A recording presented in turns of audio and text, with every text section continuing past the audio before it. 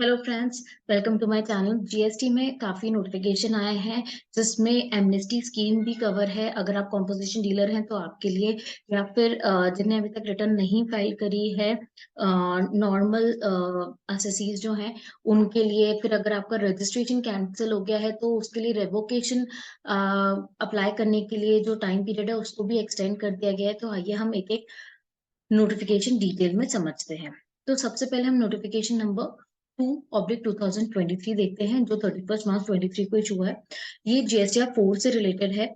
जो composition dealer है उनको जीएसटीआर 4 फाइल करना रहता है। तो अगर आपने जब से जीएसटी आया है तब से लेके फाइनेंशियल ईयर 21-22 का रिटर्न फाइल नहीं किया है तो अब आपको फ्रेश पीरियड दिया जा रहा है, मौका दिया जा रहा है। अगर इस पीरियड में आप फाइल करते हैं तो जो आपकी लेट फीस है वो 250 rupees CGST and 250 rupees SGST से ज्यादा नहीं लगेगी।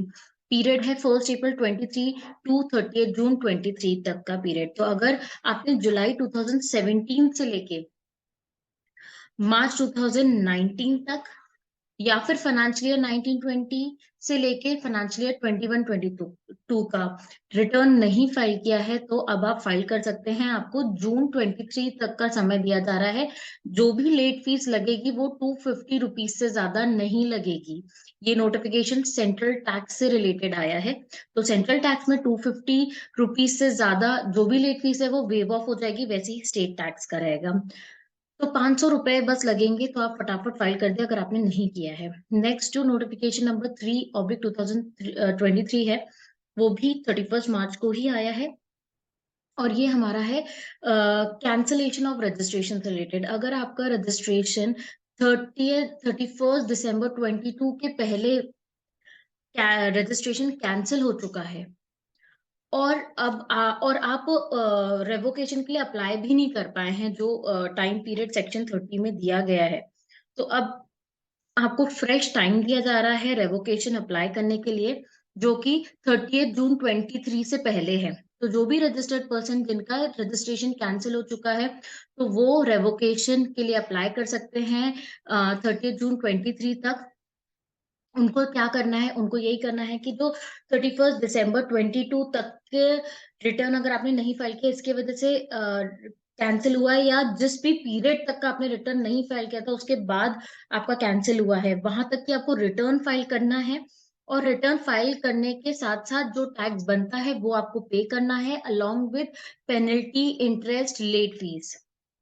अगर आप ये सब करते हैं 30 जून 23 से पहले तो आप अप्लाई कर सकते हैं रेवोकेशन के लिए। अब इसके बाद कोई भी एक्सटेंशन नहीं दिया जाएगा, ये भी साफ लिखा हुआ है नोटिफिकेशन में।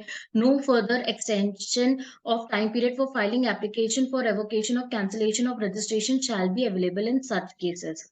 तो कौन कौन से केसेस है?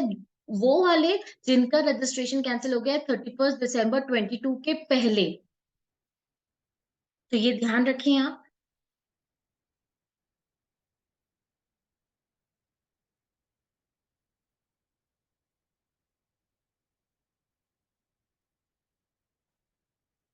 नेक्स्ट है नोटिफिकेशन नंबर 4/2023। ये भी 31 मार्च 2023 को आया है। एंड ये जो नोटिफिकेशन है ये हमारा रजिस्ट्रेशन से रिलेटेड है। अगर आप जीएसटी में रजिस्टर्ड होना चाहते हैं तो आपको रूल 8 के हिसाब से एप्लीकेशन फाइल करना रहता है फॉर्म GST REG 01 में।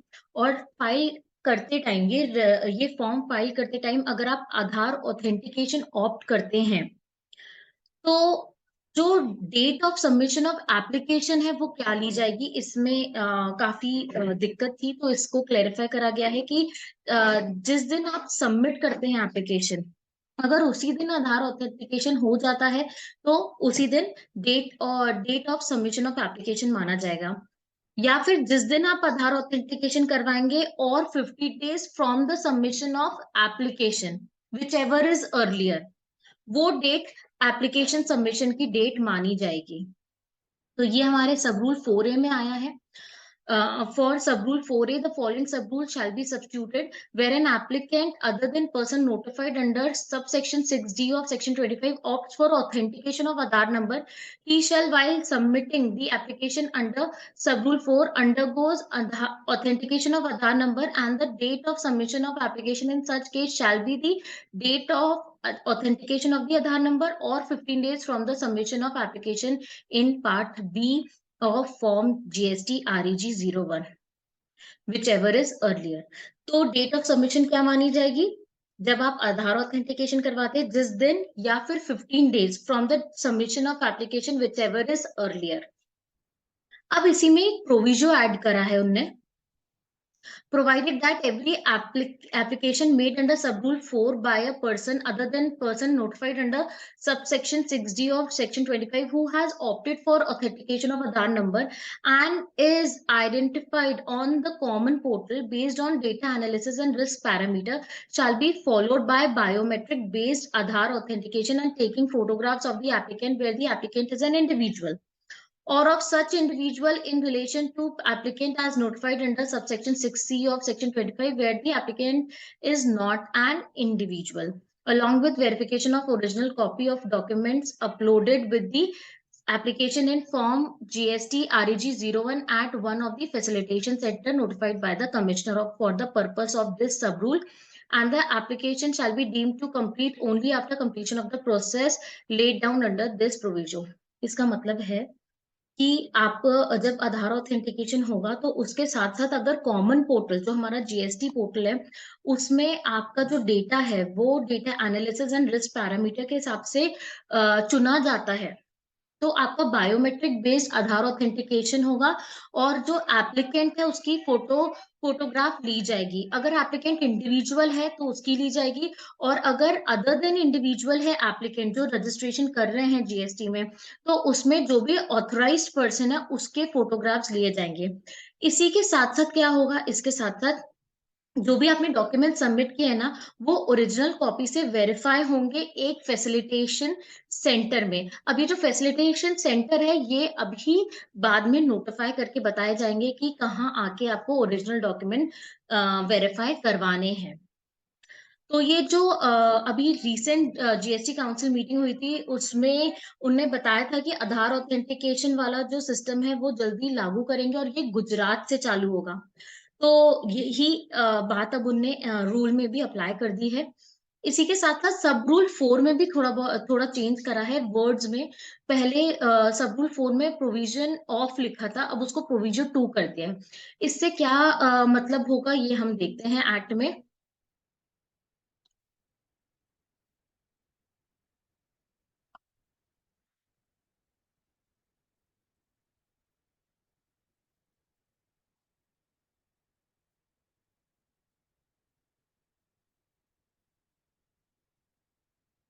4B में the central government may on the recommendation of the council by notification specify the state or union territory where the provision of लिखा है इसको provision 2 sub rule 4A shall apply. provision 2 कौन सा है जो अभी मैंने आपको नोटिफिकेशन में बताया, biometric based authentication of facilitation centre वाला जो पॉइंट है ये है प्रोविजो.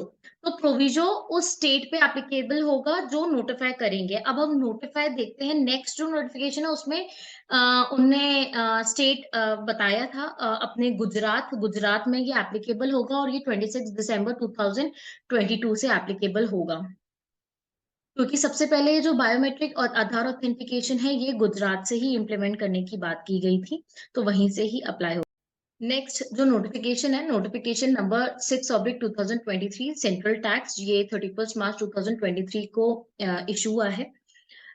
ये notification non filers of return के ऊपर है. अगर आपने रिटर्न अभी तक फाइल नहीं करी है जीएसटी रिटर्न तो जो असेसमेंट ऑर्डर है अगर वो 20 फरवरी 23 के पहले इशू हो चुका है तो आपके लिए एक अपॉर्चुनिटी है. अगर आप अभी भी रिटर्न फाइल कर देते हैं 30 जून से पहले along with payment of tax interest under section 50 subsection 1 and let fees, तो जो ऑर्डर इशू हुआ है वो विड्रॉ हो जाएगा. तो यहाँ पर है in exercise of power conferred by section 148 of CGST act 2017 the central government on recommendation of the council hereby notify the registered person who failed to furnish a valid return within a period of 30 days from the service of assessment order issued on or before 28 February 23 under subsection 1 of section 62 of the said act as the class of registered person in respect of whom such assessment order shall be deemed to have been withdrawn if such registered person follow the special procedure. तो क्या है condition? 28 फरवरी 23 से पहले पहले आपके पास assessment order आया है और उसके असेसमेंट ऑर्डर के 30 दिन के अंदर अंदर आपको वैलिड रिटर्न फाइल करनी रहती है और आपने फाइल नहीं की है तो अभी भी मौका दिया जा रहा है कि 30 जून के पहले पहले रिटर्न फाइल कर दो, तो जो असेसमेंट ऑर्डर है वो विड्रॉ कर दिया जाएगा। और रिटर्न फाइल करते टाइम जो भी टैक्स ड्यू है वो तो पे करिए, साथ में interest under section 50 subsection 1 and let fees under section 47 भी पे कर दें। तो अगर आपने अपील भी करी होगी उस असेसमेंट ऑर्डर के अगेंस्ट में या नहीं भी करी होगी तब भी आपका असेसमेंट ऑर्डर विड्रॉ हो जाएगा। नेक्स्ट है नोटिफिकेशन नंबर 7/2017 सेंट्रल टैक्स के लिए ये आया है और ये है हमारा GSTN 9 और 9C से रिलेटेड, जिसमें उनने जो लेट फीस है उसको वेव ऑफ करने की बात कही गई है और ये एप्लीकेबल है for financial year 22-23 onwards. Hereby waives the amount of late fees referred to in section 47 of the said act in respect of the return to be furnished under section 44 of the said act for the financial year 22-23 onwards, which is in excess of the amount as specified in column 3 for the class of registered person mentioned in the corresponding entry। तो इसमें क्या है, इसमें again turnover wise बाइफिकेट कर दिया है कि अगर आपका aggregate turnover up to 5 crore है तो आप GSTN 9 या 9C में लेट होते हैं तो जो लेट फीस एप्लीकेबल होगी वो होगी 25 रुपीज पर डे। तो ये सेंट्रल टैक्स नोटिफिकेशन है तो 25 CGST एंड 25 SGST, तो 50 रुपए आप मानेंगे, 50 रुपए per day, subject to the maximum of an amount calculated at 0.02% of turnover. तो टर्नओवर का 0.02% अमाउंट आ रहा है ना, उससे ज्यादा लेट फीस नहीं हो सकती अगर आप 50 रुपए पर डे के हिसाब से कैलकुलेट करते हैं। तो ये किन के लिए? उन रजिस्टर्ड पर्सन के लिए जिनका aggregate turnover up to 5 crore है। अगर 5 करोड़ को एक्सीड कर जाता है, registered person having an aggregate turnover of more than 5 crores and up to 20 crores rupee in relevant financial year, उनके लिए है 50 रुपीज पर डे। तो 50 रुपीज CGST, तो 50 रुपीज SGST, तो 100 rupees per day subject to the maximum amount calculated at 0.02% of turnover. तो आपको क्या करना है, टर्नओवर का 0.02% करिए और आपके जो 550 डेज 100 पर डे के हिसाब से लेट फीस आ रही है उसको एक्यूमुलेट करिए। जो टर्नओवर का 0.02% अमाउंट आ रहा है ना उससे ज्यादा लेट फीस नहीं हो सकती। तो यही इस नोटिफिकेशन में बता रहे हैं। Provided that for the registered person who fails to furnish the return under section 44 of the said act by the due date for any of the financial year 17, 18, 18, 19, 19, 20, 20, 21, 21, 22, but furnish the said return between the period of 1st April 23 to 30th June 23, the total amount of late fees under section 47 of the said act payable in respect of said return shall stand waived, which is in excess of 10,000 rupees। और अगर आपने अभी भी financial year 17, 18, 18, 19, 19, 20, 20, 21, 21, 22 की GSTN 9 और 9C file नहीं की है अभी तक, तो उस केस में आपको टाइम पीरियड दिया जा रहा है कि अभी भी फाइल कर दो, अप्रैल से जून का समय दिया जा रहा है। और इस केस में आपके जो 10,000 है, 10,000 से ज्यादा लेट फीस नहीं लगेगी। तो इस बार काफी अच्छे मौके दिए जा रहे हैं। अगर आप कॉम्पोजिशन डीलर हैं तो, या फिर आप अभी आपने रिटर्न फाइल नहीं किए हैं और ऑर्डर पास हो गया है तो काफी स्कीम, एमनेस्टी स्कीम दी जा रही है। फिर आपने 9(9)(c) भी अभी फाइल नहीं किया है और ये सारे जो मौके हैं ये जब से GST आया तब से दिए जा रहे हैं। तो अगर आपने अभी भी ये सारी चीजें नहीं की जिसके लिए नोटिफिकेशन आए हैं तो प्लीज जल्दी कर लीजिए, क्योंकि अब इसके बाद फर्दर एक्सटेंशन आपको नहीं मिलेगा। अब नेक्स्ट जो नोटिफिकेशन आया है वो आया है नोटिफिकेशन नंबर 8। ये है जिन जिन ने अपना जीएसटी रजिस्ट्रेशन नंबर कैंसिल कर दिया है, बट जीएसटीआर 10 फाइल करना भूल गए हैं, फर्निश ही नहीं कर पाए। तो अगेन उनके लिए टाइम दिया जा रहा है अप्रैल से जून तक का। इस पीरियड में आप फाइल कर दीजिए, तो आपकी जो लेट फीस है वो 500 रुपीज से ज्यादा नहीं लगेगी।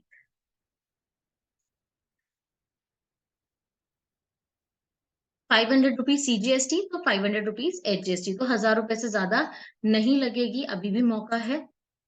तो ये था नोटिफिकेशन नंबर 8।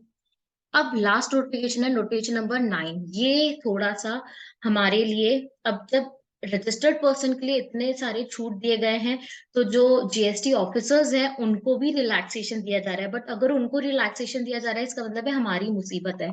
तो इसमें क्या दिया है रिलैक्सेशन, कि जो भी ऑर्डर उन्हें इशू करना था अंडर सेक्शन 73 सबसेक्शन 9, कौन से पीरियड से रिलेटेड, फाइनेंशियल ईयर 17-18, तो अब वो 31 दिसंबर 23 तक पास कर सकते हैं। और 18-19 फाइनेंशियल ईयर का उनको पास करना था, तो 31 मार्च 24 तक का समय है उनके पास। और फाइनेंशियल ईयर 19-20 के लिए 30 जून 24 तक का समय है। तो ये सेक्शन 73 सबसेक्शन 9 का जो ऑर्डर है वो है recovery of tax not paid, short paid, input tax credit wrongly availed और utilise relating to the following period. तो 17, 18, 18, 19 और 19-20 के अगर ऑर्डर अभी उनने पास नहीं किए हैं, तो उनको अब सफिशिएंट टाइम दिया गया है। तो these are the changes in GST जो 1 अप्रैल से लागू है। तो आपको अप्रैल से जून तक काफी काम करना है along with the existing due dates.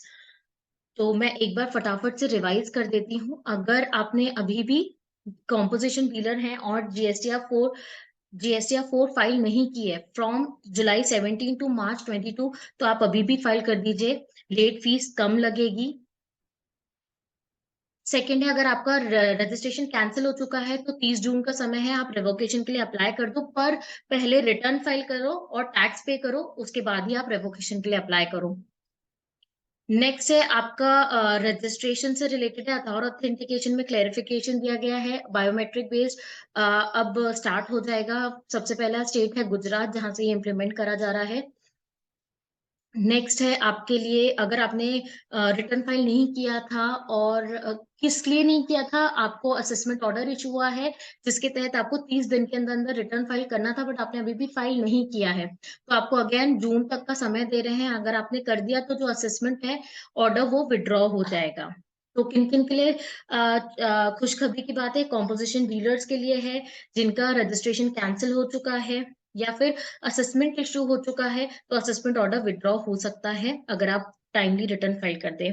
Next है जीएसटीआर 99C के लिए 22-23 से लेट फीस रिड्यूस हो चुकी है, अप टू 5 करोड़ तक का आपका टर्नओवर है, तो 50 रुपीज पर डे लगेगी। और अगर आपका 5 करोड़ से ज्यादा है बट 20 करोड़ तक का टर्नओवर है, तो 100 रुपीज पर डे लगेगी, और उनने टर्नओवर वाइज लिमिट सेट कर दी है। बट अगर आपने 99C 17-18 से लेके 21-22 का फाइल अभी तक नहीं किया है, तो जल्दी फाइल कर दीजिए। अप्रैल से 30 जून तक का समय दे रहे हैं, 10,000 ही पेनल्टी लगेगी। तो 99C भी नहीं फाइल की, तो उसके लिए भी उनने आपको छूट दे दी है।